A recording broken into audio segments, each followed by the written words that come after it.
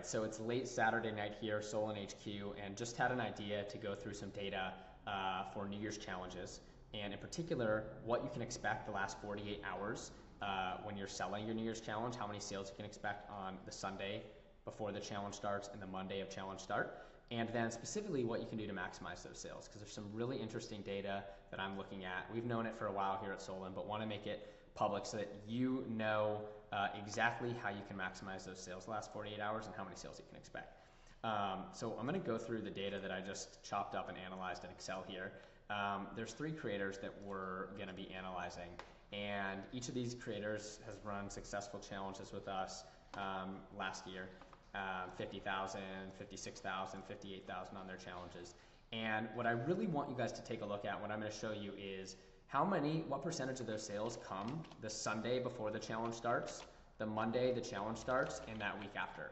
And it's really big. The amount of sales coming in the last 48 hours and beyond that first week of start is really high.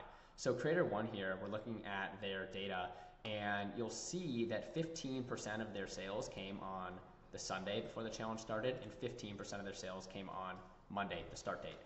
And you look in these people are promoting this for 3-4 weeks ahead of time, each of these creators, and to have 30% of their sales come in that last 48 hours is crazy, right? So if it were a more compressed time frame where they're promoting, that number might even be higher. So if you haven't been promoting for 26, 28 days, you might even be able to expect more of your sales to come in on Sunday, Monday. But that's 15%, 50%. The total amount was 7,600, 7,700. So this person's biggest day was Monday, launch day. Looking at creator 2, you're going to see the same thing. I mean, this person is doing $400 of sales, 800 in a day, 900 in a day, 870, 783. 8 days before, so 8 days before they tick up to, they start hitting 1,000, 2,000, 3,000, and then Sunday before the challenge starts, so that last day before the challenge starts, 7,500, and the day that the challenge starts, 11,000. So 13 and 20% respectively. Same deal here with creator 3.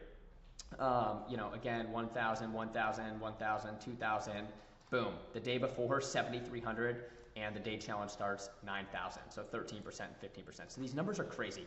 And this is not just these 3 creators. I mean, we've looked at data from 500 plus creators, and the curve almost always follows something like this if you promote your challenge hard on the Sunday before and the Monday of launch day.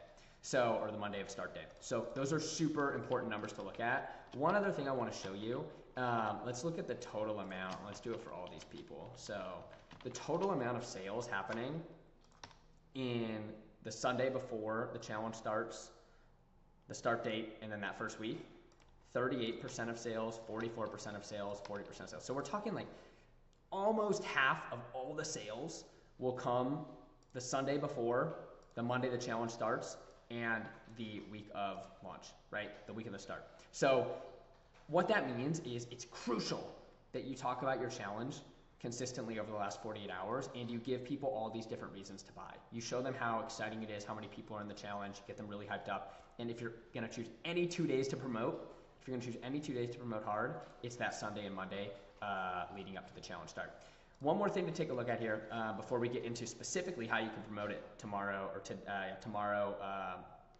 and Monday is looking at this graph. So this graph is just taking these numbers from above and it's plotting them.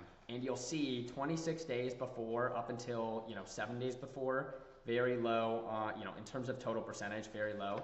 And then that last week, we see the numbers start to tick up until you get to 1 day before and launch day, and you'll see the numbers are, visually, you'll see how much higher those numbers are. So again, you can do some real sales Sunday and Monday of your challenge start date. So now the question is, well, how can you maximize these sales? What can you do ultimately to get as many sales as possible? And so we're going to go over to some handy dandy promotion guides here. And this is our Solin promotion guide. I'll leave a link to get this for free. If you guys don't already have this, if you're on Solin, just text your Solin representative. They'll send it to you. If you're not, I'm leaving this for free in the description below, so you can just grab a link and a copy of this. But checklist lasts 48 hours. So, we mentioned this. Some creators get over 50% of their signups in the last 48 hours. What you want to do is make sure you're posting at least 1x a day, 1 time a day for the last 2 days.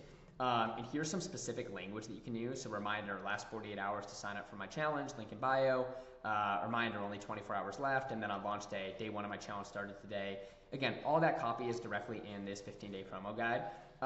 And do things on your stories, like post a little countdown timer here and show some screenshots of the inside of the app. Again, if you're with Solin, we're sending you these assets that you can just quickly post up to Instagram, but if not, create these yourselves.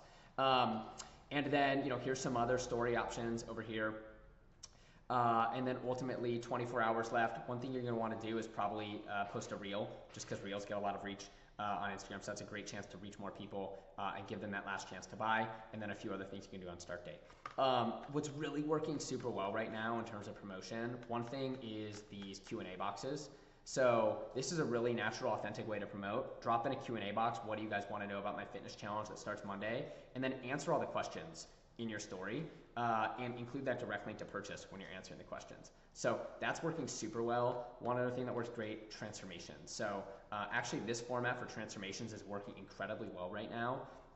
Posting the link, or I guess the time frame up here of the first photo and time frame here of second photo, and a post like this, just static in-feed post, we've seen these things going crazy, going viral. If you've run challenges before, if you already have client transformations, here's another example of some great client transformations that you can just post into your Instagram feed and have a caption that has a call to action here. Like, these are some examples of some of the top transformations from my previous challenges or from my previous clients, right?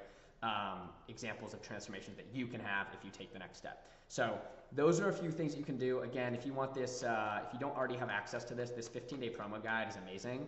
And it's really going to help you. It helps a lot of our partners 3x their sales. So make sure you're following this if you're on Solin, and if not, grab a link to that in the description below of this YouTube video. You can grab it for free and steal some of the tactics that work best for you. All right, guys, any questions, leave them in the comments, and let me know what you guys think of this type of format, this type of YouTube video, something new that we're trying out, and would love to get your feedback so we can make it as valuable as possible for you. All right, thank you guys so much. Crush those New Year's challenges. If you're watching this after the new year and it's a new random challenge, crush those challenges, and we'll see you on the other side. All right.